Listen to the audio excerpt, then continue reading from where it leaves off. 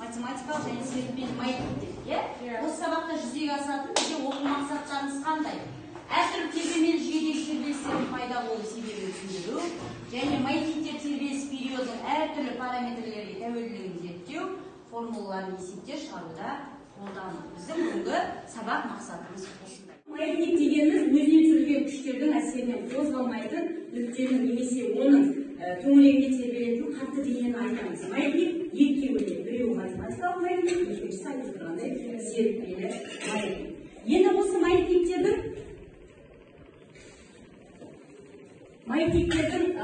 әрқайсысына тоқталайық. Математикалық маятниктің тербелісі штатив деген құралды. Енді осы екі штатив бірдей. Бірақ екеуінің айырмашылығы қандай?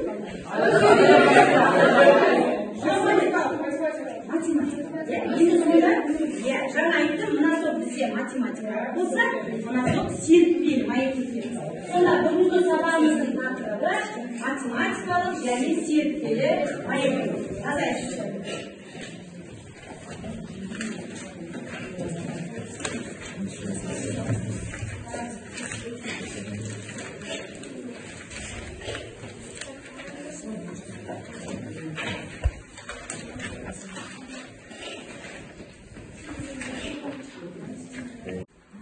Sozulmaydın, salmaksız, jipke, uzun jipke elinge kuşat bizi matematikалық маятниктер yapıyoruz.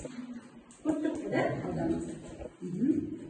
Енді оның өзіне, бұны бізде 1580 жылы Италияның ұлы физигі астрономы Галилео Галилей. Галилео Галилей тағы не жасап қалды? 7 сыныпта.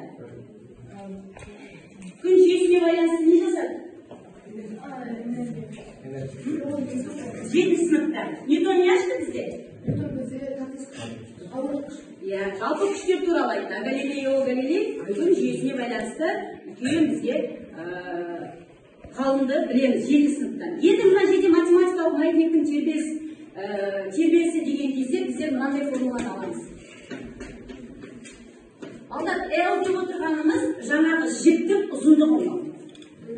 Жүйені білеміз, жерге түсіп тұрған күш жерге түсуі. Т дегеніміз дененің күйреу екені алдыңғы сабақтан өттік. Екі тұрақтан пейіншіге тең. Мынау біздерде математикалық маятниктің негізгі формуласы жазалайық. Енді бұл жерден мысалы сіздерге есепте мына жерде Т белгілі болады, мынау бар L-ді тап деп, ұзындықты тап деп. Ана жіптің ұзындығын тап деп кезде формула қалай шығады? L тең болады, Т-ні квадраттайды. Қасына не кетеді? J астында түбірде жатыр L. Неге екі пи? Түбірден шығармаймыз да L-ді. Сонда не болады? Екі не болады кетеді? 4 пи квадрат. Алда бұл формуланы жазалайық. Себебі қазір есептер шығаруда керек болады. Келесі, серпілген маятник. Мынаның жиілігін айтып сөйлейінші, тербеліс циклдік жиілігі деп айтамыз. Біздерде омеганы айтатын болса, жалпы 2 пи бөлінген Т деп алайын. Сосын мына жердегі Т-ның орнына мына формуланы әкеліп қояйын. Сонда бізде мынандай шығады. 2 пи, қарайық. Түбір астында L бөлінген G. Қысқаратындар бар ма?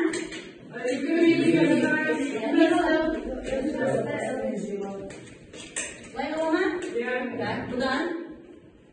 Бұдан бір бөлінген болса.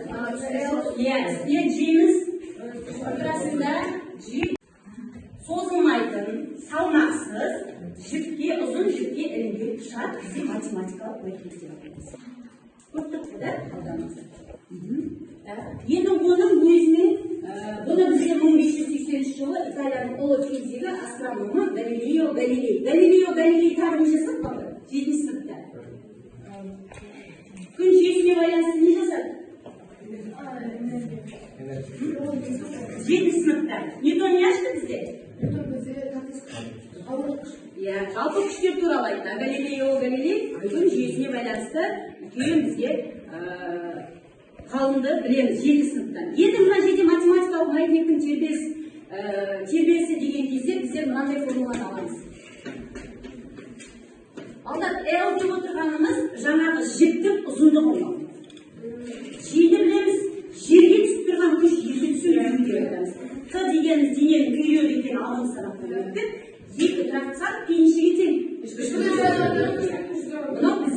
математикалық маятниктің негізгі формуласы жазалайық.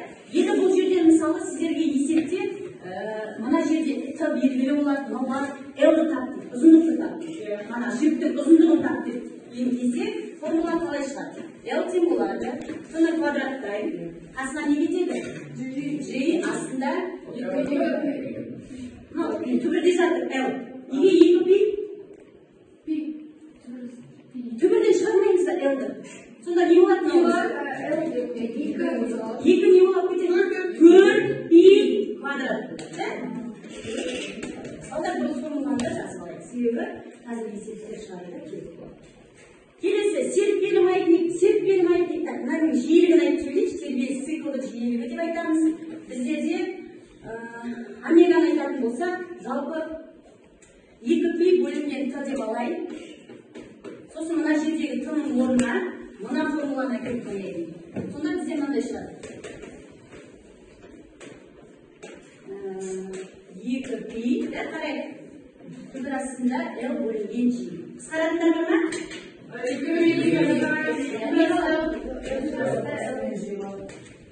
Былай қала ма? Бұдан бір бөлінген болса. Үстіне J-міз түбір астында J. Бұл жердегі M дегеніміз жаңағы серіппеге ілінген жүктің массасы болады. Мына M дегеніміз. К дегеніміз 7 сыныптан білеміз.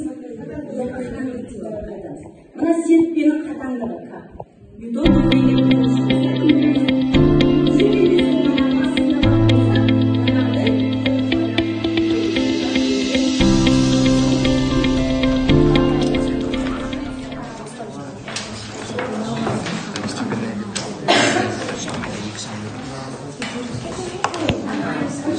Давай бізге борт керек. Борт.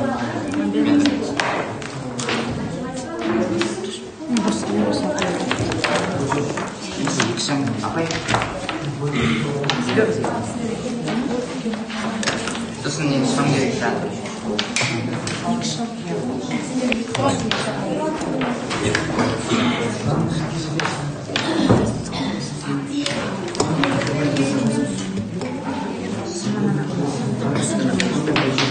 Суретке қарап, талғайын.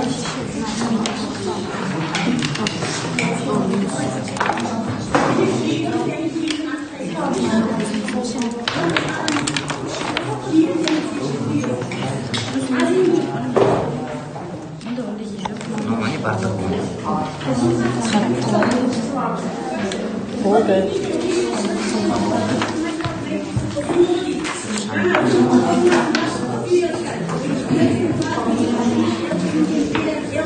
болды.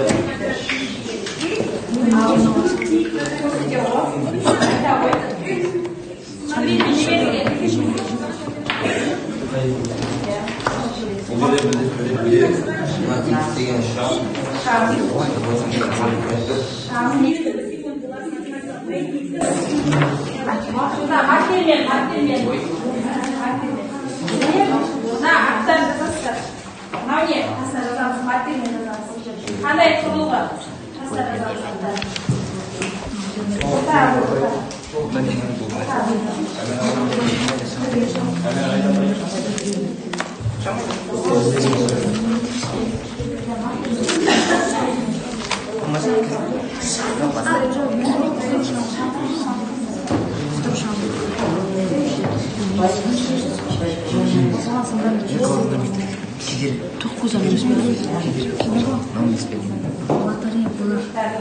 Нұрғанатта біреуді істемес, қалған жоқ.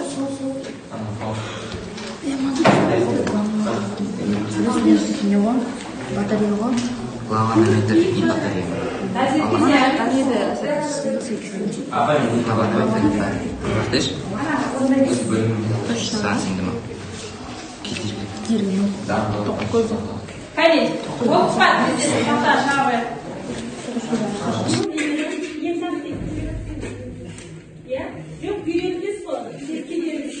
Амперметр. Дұрыс. Бірінші топ, жақсы. Келесі, болдық па? Болдық па? Жалғастық па? Айта қойыңдар. Қалай жалғадыңдар? Не неге жалғанды?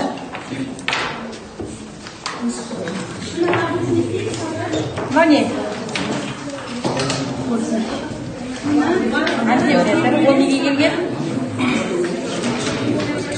Кіртке келген. Кірт неге келген? Тоқ көзіне келген. Тоқ көзіне келген? Шамға келген.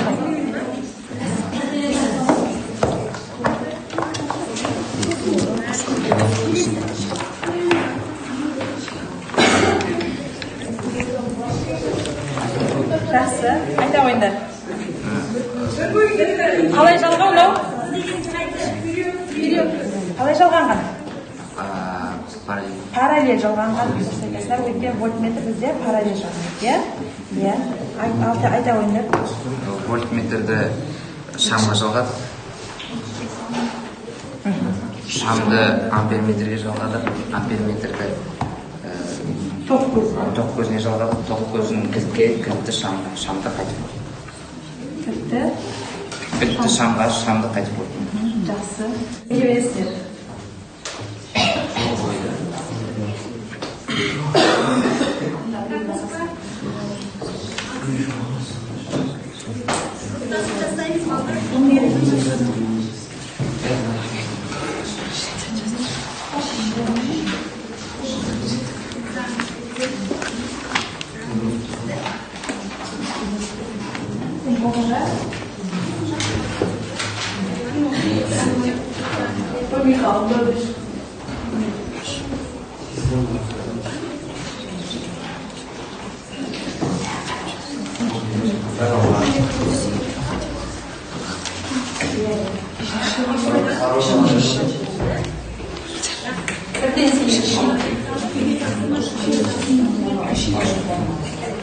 Так, Багдаули.